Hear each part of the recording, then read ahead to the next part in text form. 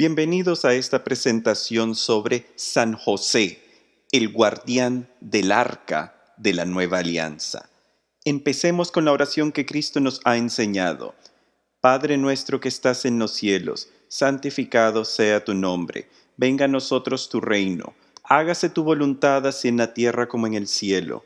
Danos hoy nuestro pan de cada día, y perdona nuestras ofensas como nosotros perdonamos a los que nos ofenden. Y no nos dejes caer en tentación, mas líbranos del mal. Amén.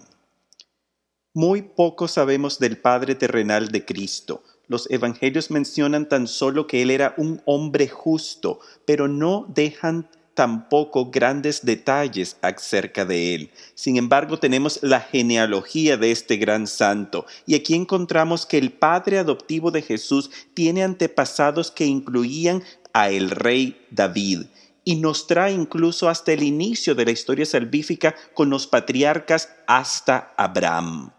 Así, reunimos la totalidad de la historia del pueblo de Israel en la persona de San José, quien, aunque pobre y viviendo en una aldea insignificante, es de descendencia de profetas y reyes. Vemos cómo el padre de José, el abuelo de Jesús, era llamado Jacob. Y así repetimos la historia de Génesis, donde el patriarca Jacob, padre de las 12 tribus, que contaba entre sus hijos a su predilecto que era José. Recordamos cómo este José de Génesis es vendido en esclavitud por los celos de sus hermanos, pero este mismo José termina en Egipto como el primer ministro de Faraón, y por su don sobrenatural de interpretar sueños, él previene que el imperio de Egipto colapse ante la hambruna severa anunciado por los sueños de Faraón en la historia famosa de las 7 vacas gordas y las 7 vacas flacas. José de Génesis logra eventualmente rescatar a su pueblo cuando estos se presentan a buscar comida en Egipto, y ellos se refugian en la tierra de Faraón, donde progresan, se multiplican, pero con el tiempo caen en la esclavitud por 400 años hasta que Dios los libera con los eventos de Éxodos. El segundo José, el padre adoptivo de Cristo, actúa como la culminación de este primer José, pues él también es dotado con el don de revelación en sueños. Primero, un ángel se le presenta en sus sueños y le indica que no tema de aceptar a María como esposa, pues el bebé dentro de ella es obra del Espíritu Santo. José acepta la invitación del ángel y se convierte en el guardián de la Santa Familia, y alcanzaría el título de protector de la Iglesia Universal. José toma a María y, para cumplir las instrucciones del censo, se dirige a Belén, el poblado ancestral de sus descendientes, donde posiblemente tenía alguna propiedad o interés para llevarlo a esta aldea. Belén era el sitio donde el rey David nació y creció. Y ahora aquí sería el sitio donde el Hijo de Dios, el definitivo Hijo de David, entraría en la historia humana. El pan que baja del cielo entra en la historia salvífica en el humilde poblado de Belén, cuyo nombre curiosamente significa la casa del pan.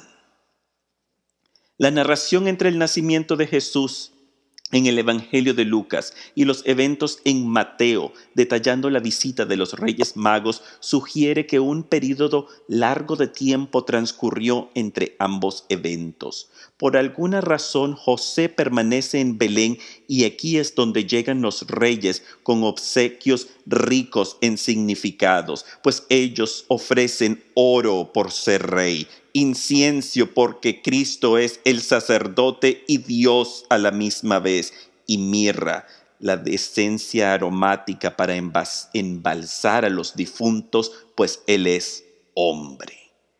Inmediatamente después de esta visita, un segundo sueño le indica a José que huya a Egipto, pues la ira del perverso rey Herodes se rebalsaría sobre los infantes de Belén.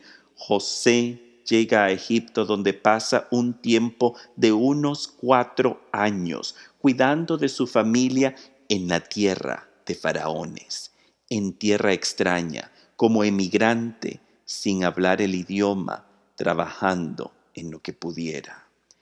Así como Israel pasó 4 siglos en Egipto, ahora la Sagrada Familia también pasaría un periodo en Egipto utilizando a esta tierra como una incubadora donde pueden refugiarse mientras el niño crece y de nuevo regresar a la tierra de Palestina cuando un nuevo sueño le indica a José que ya es hora de regresar. Pues el ángel le dice, porque ya han muerto los que querían matar al niño. Las breves escenas de la infancia de Cristo nos dejan ver un poco acerca de este hombre que los evangelios los llama el hombre justo, que era José. Vemos cómo él era carpintero, según las palabras de Mateo 15:33. Y en el relato de la presentación del niño en el templo, Lucas detalla cómo sus padres ofrecieron la ofrenda mínima por la purificación de la madre, que era un par de pichones, según la ley en Levíticos 12. De aquí podemos descifrar la pobreza extrema en la que vivió nuestro Señor.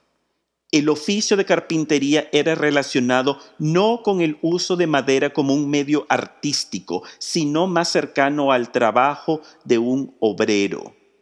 Podemos pensar que José, viviendo en Nazaret, que estaba localizado a tan solo 6 kilómetros de la capital del reinado de Herodes II, en esta época Nazaret hubiera sido como un suburbio de bajos ingresos ante la nueva y bella capital de Galilea, que era Séfora. Aquí Herodes Antipas había construido grandes palacios y como fiel servidor del Imperio Romano agregó un teatro, pero además era la fuente de escuelas rabínicas, por lo cual también se llevaron a cabo la construcción de varias sinagogas correspondiente a las diferentes ramas de la fe judía que se practicaba en el primer siglo. Podemos deducir que San José buscó trabajo en los proyectos de construcción de esta ciudad, que a pesar de ser la zona de gobierno y comercio más importante de Galilea, no es mencionada en ninguno de los libros del Nuevo Testamento. Posiblemente José y luego Jesús viajaron a Seforis rutinamente a destacar su empleo de carpinteros en los proyectos de construcción acá, pues Nazaret hubiera sido un poblado sumamente pequeño que con dificultad hubiera habido suficiente demanda para un carpintero de tiempo completo en una aldea de aproximadamente tan solo 480 personas, como lo era Nazaret en el primer siglo.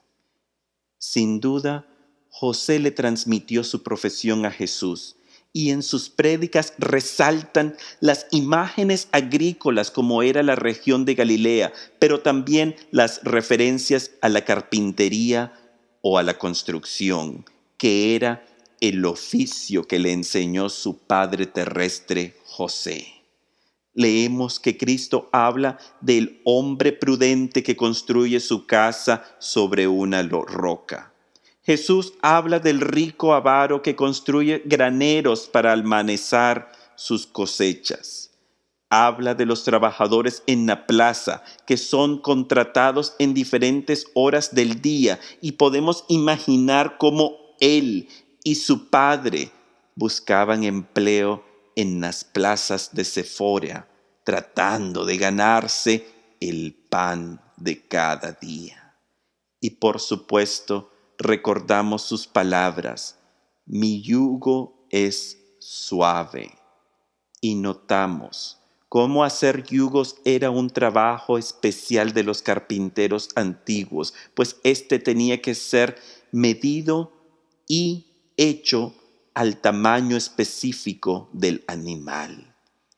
Pero la referencia que une a Jesús íntimamente con el empleo que le enseñó su Padre es nada menos que la propia cruz.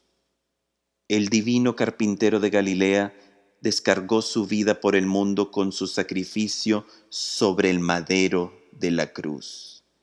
Como su padre terrenal José ofreció un sacrificio de diario por su familia, trabajando las maderas en Galilea. Sin embargo, José enseñó a Jesús más que solo una profesión. Como todo padre, él transmitió los valores y normas de su mundo y cultura al Hijo de Dios. Pero en la cultura judía, el deber de educar a los hijos bajo las leyes de Moisés y hacer de ellos fieles miembros de la alianza con Dios era la responsabilidad del padre de la familia. Durante su infancia, Jesús escuchó las oraciones e historias de seguro en parte de su madre, pero el papel principal de educar a los jóvenes en la fe hebrea era delegado al hombre del hogar. Los evangelios destacan que José era un fiel judío, que viajaba hasta el templo en Jerusalén para participar de las fiestas de su pueblo según las instrucciones del Torá. Los padres de Cristo se someten a los ritos y tradiciones de su culto y por lo tanto podemos descifrar que José le enseñó a Jesús las oraciones de su pueblo diario. Jesús hubiera escuchado a su padre recitar la profesión de fe del pueblo de Israel por las mañanas y por las noches, como la primera y última oración del día. Jesús hubiera oído a José recitar esta oración todos los días de su vida, que es el Shema, cuando le recita el pueblo judío a su Dios, Shema Israel Adonai, Eloi Adonai Echad. Escucha Israel, Yahvé es nuestro Dios, Yahvé es el único. Esta frase es extraída del libro de Deuteronomio y continúa con las palabras: y tú amarás a Dios con todo tu corazón, con toda tu alma y con todas tus fuerzas. Graba en tu corazón los mandamientos que yo entrego hoy y repíteselos a tus hijos. Habla de ellos tanto en casa como cuando estés de viaje, cuando te acuestes y cuando te levantes. Así José confirmó las enseñanzas de Dios a Moisés y fielmente le transmitió a Jesús esta piedra angular de la fe del pueblo escogido, pues cuando en su última semana de vida, después de limpiar el templo, las autoridades judías tratan de entrapar a Jesús con un debate teológico y le preguntan: Maestro, ¿cuál es el mandamiento más importante? Jesús responde sin vacilar ni pausar: amarás a Dios con todo tu corazón, con toda tu alma, con toda tu mente. Podemos pausar y pensar si Jesús tal vez tenía en mente a su padre José cuando cita esta plegaria que él le hubiera enseñado como niño y con el cual visitaba Jerusalén durante las fiestas judías, como lo hacía ahora en esta última Pascua de su vida terrenal. De hecho, la influencia teológica de José sobre Cristo no puede ser ignorada. A los 12 años, el joven varón judío hubiera sido aceptado como hombre dentro de la asamblea de las sinagogas locales y le hubieran otorgado el privilegio de estudiar y comentar sobre las Sagradas Escrituras.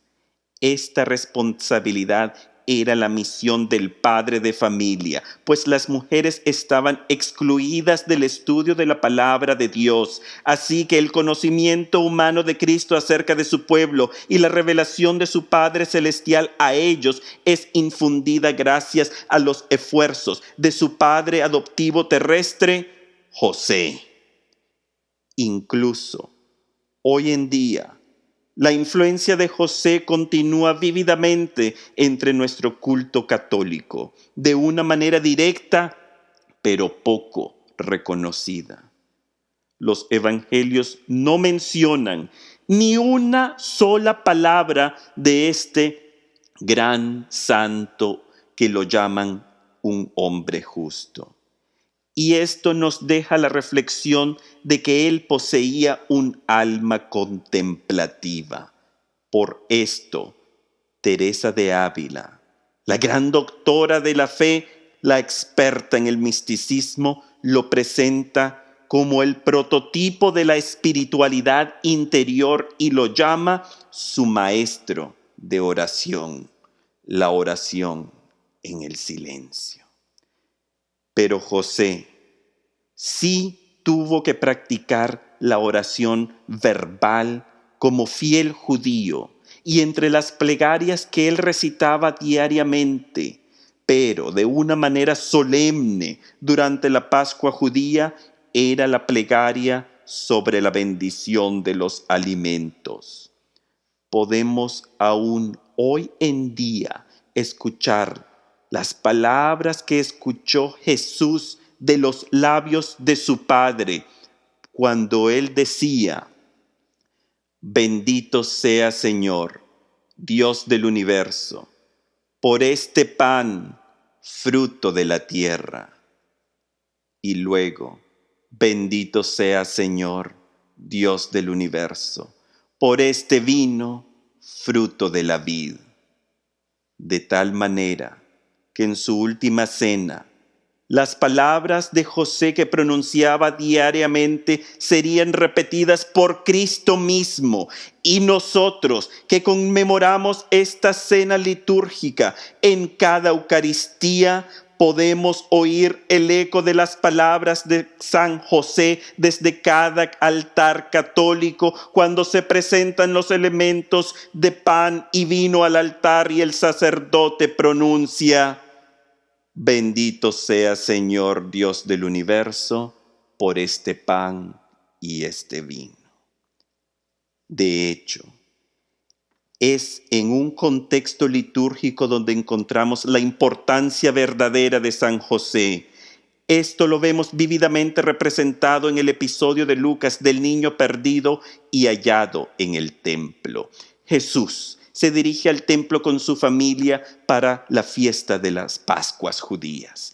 Esta era una de las 3 fiestas estipuladas por Moisés que todo hombre que pudiera se presentara al templo 3 veces para las fiestas de Pascua, de Pentecostés y de tiendas.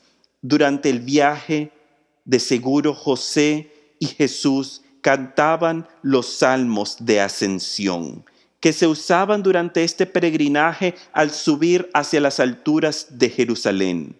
Podemos imaginar a Jesús junto con su Padre cantando el Salmo 121, que dice: qué alegría cuando me dijeron, vamos a la casa del Señor.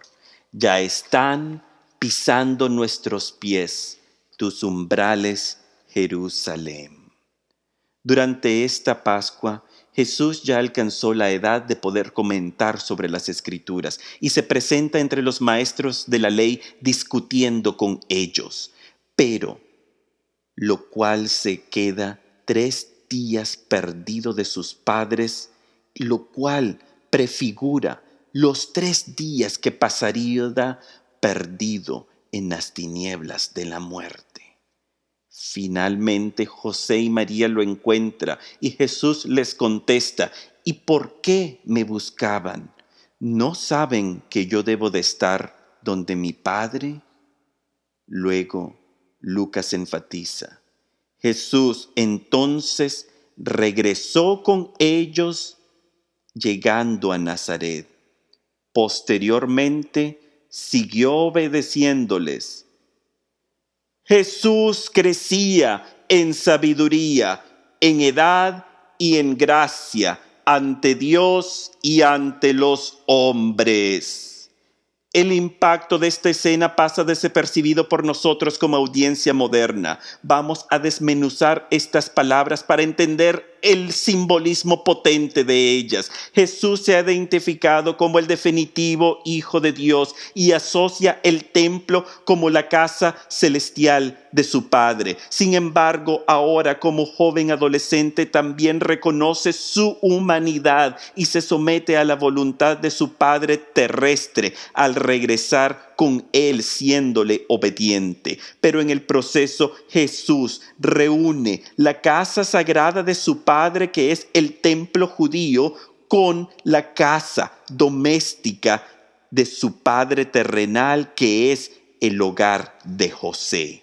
De hecho, la narración de Lucas señala que Jesús crecía en sabiduría, en edad y en gracia ante Dios y ante los hombres. Esta frase aparece por primera vez en el primer libro de Samuel. En Samuel 1, capítulo 2, 26, dice: Samuel, mientras tanto, día a día crecía y progresaba ante los ojos de Dios como a los ojos de los hombres. El contexto en la historia de Samuel es que este es un niño, quien es entregado por su madre al servicio del templo, y aquí es donde Samuel crece ante Dios y los hombres. Lo que Lucas está gritando desde el episodio del niño perdido en el templo es de que así como Samuel creció bajo las instrucciones y guía del templo, ahora Jesús también crecería bajo la protección de un nuevo templo, una nueva iglesia, la iglesia doméstica, que era la casa de José en Nazaret. Por lo tanto, el papel de José pasa de ser más que un solo padre terrenal a actuar como un sacerdote laico de una iglesia doméstica. Así como Samuel creció bajo la sombra de los sacerdotes del templo judío, Jesús crecería bajo el cuidado de un nuevo sacerdote de la nueva iglesia familiar, que es la Sagrada Familia, a la cual toda familia cristiana debe de imitar dentro de su propia iglesia doméstica, que es su propio hogar. Incluso recordamos cómo en tiempos antiguos el trabajo principal de los sacerdotes judíos era ofrecer sacrificios en el templo, y el segundo trabajo principal era cuidar del objeto más sagrado de la fe hebrea, que era el arca de la alianza. Esta era la caja de madera cubierta con oro, con 2 imágenes de ángeles sobre ella.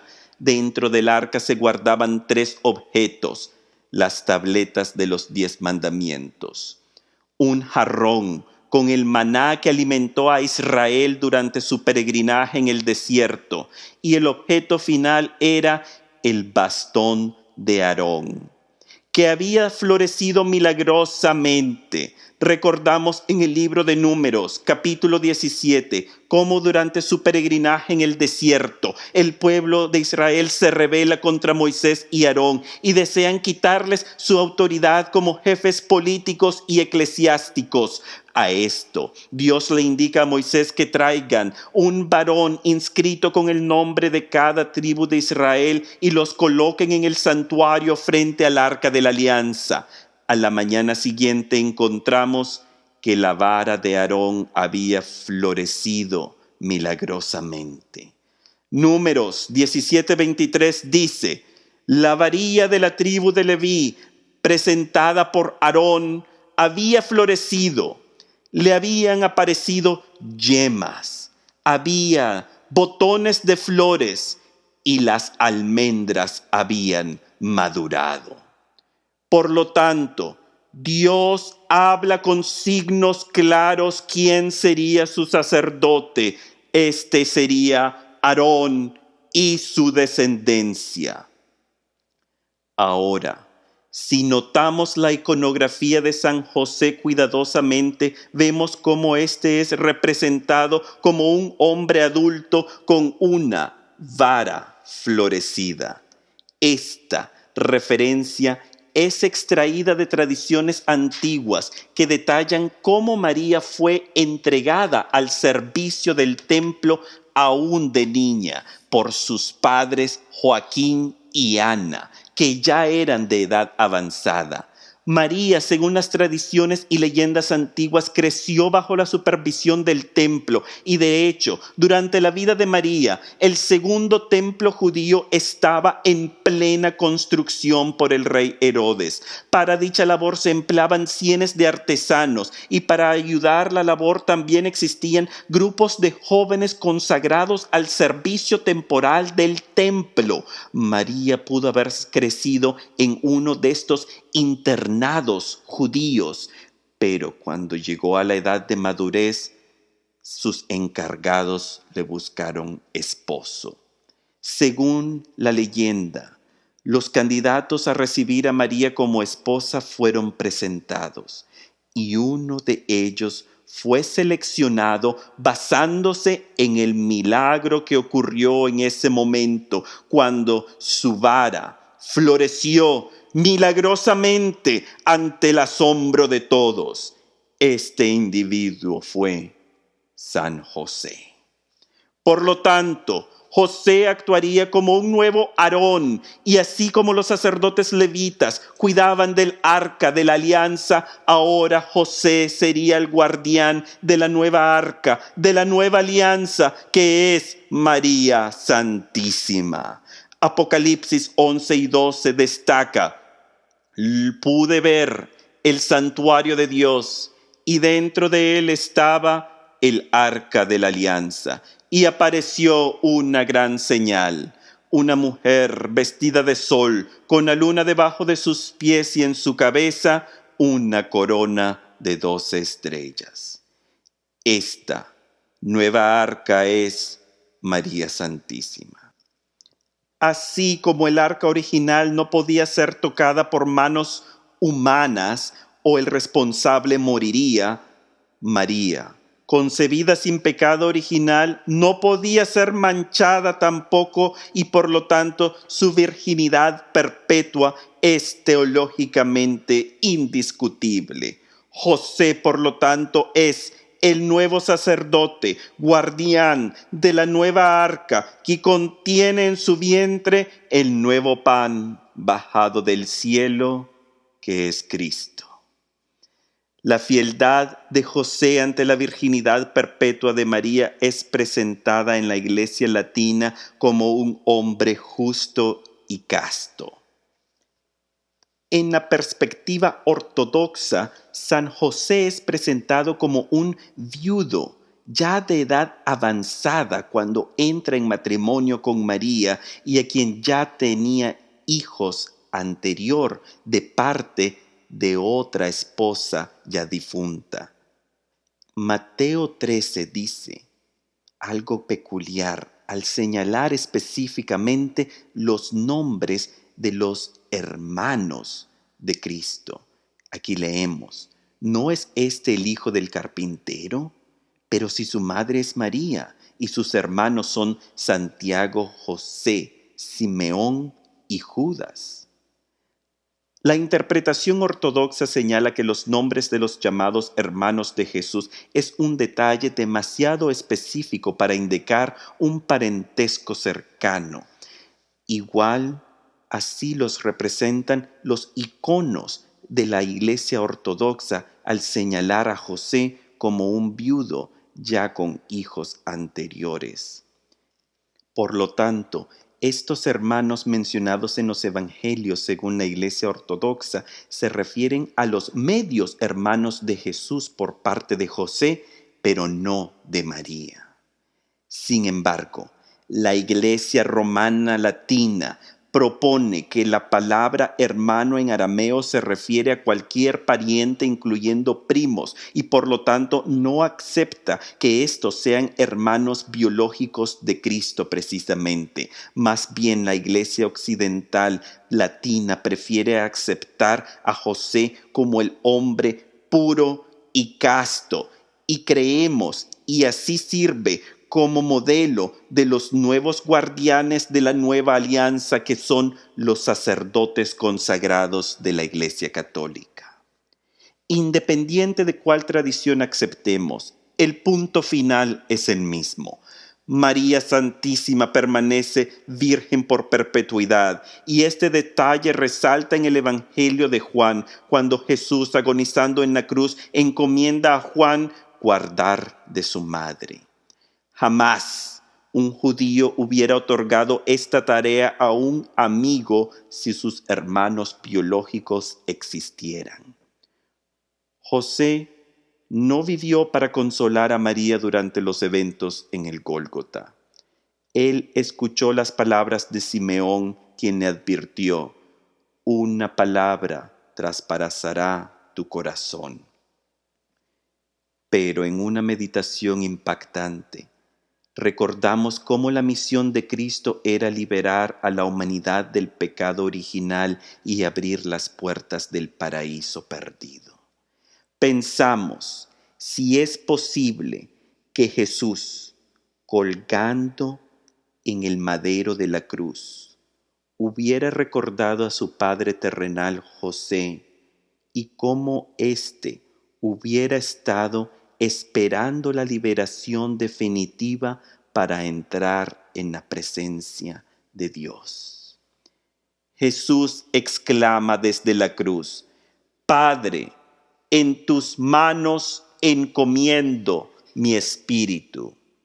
Así como su Padre Celestial recibe su espíritu en la cruz, un hombre mortal, también llamado José, el José de Arimatea, recibe su cuerpo humano de la cruz y lo deposita en una tumba nueva, en una cueva, de donde nacería una nueva humanidad el domingo de su resurrección. Y recordamos cómo su padre adoptivo, José de Nazaret, había recibido a este bebé también en la cueva de Belén. San José, por lo tanto, es un modelo para el hombre moderno, a que viva su vocación en plenitud, pero es un ejemplo especial para los varones casados, a que vivan su vocación de sacerdotes laicos, pues todo ser bautizado permanece y pertenece al sacerdocio común del cual habla el libro de Apocalipsis cuando dice: somos un reino y una raza de sacerdotes de Dios, su Padre. San José nos guía a que seamos estos nuevos sacerdotes laicos de nuestras iglesias domésticas, que son nuestros hogares, llevando a todos los miembros encomendados bajo nuestro cuidado hacia la santidad.